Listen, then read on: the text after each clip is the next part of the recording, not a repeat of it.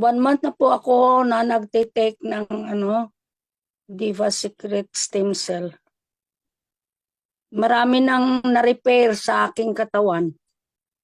Una-una, yung frozen shoulder, yung arthritis, yung pagtulog, yung kalakasan ng katawan, lakas na ako. And then sa ngayon, ayan lang, ang side effect sa akin, masarap matulog talaga. Meron pang darating na hindi ko pa ilalabas na testimony ko. Saka na lang, Waiting. po, sasabihin ko na lang. Yung buhok ko po, di ba puting-puti? Sa likuran po, nangitim na yung iba kong buhok.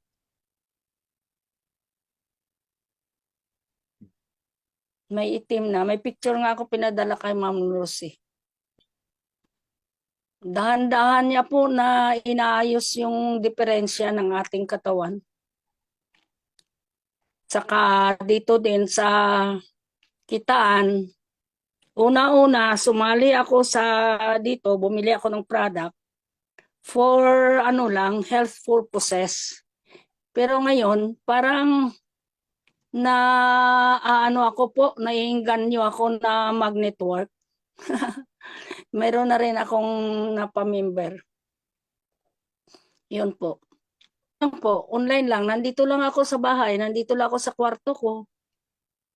Yun lang, yun lang naman talagang libangan ko, itong cellphone na ito.